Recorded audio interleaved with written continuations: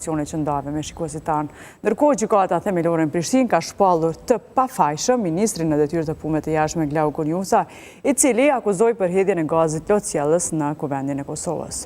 Gjykatësia Edita Çanta gjatë shpalljes së gjykimit tha se i njëjti lirohet nga akuza.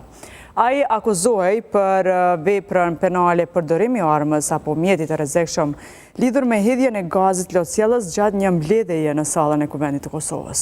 Gjykata themelore në Prishtinë më 26 shkort 2024 kishte shpallur aktgjykim lirues ndaj Konjufsës me arsyetimin se nuk kishte provuar se kishte kryer veprën penale përdorimi i armës apo mjetit të rrezikshëm.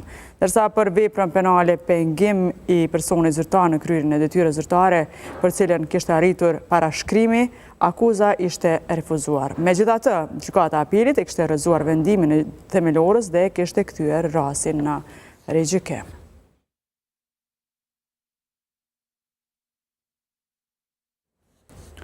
Ndërkohë ministri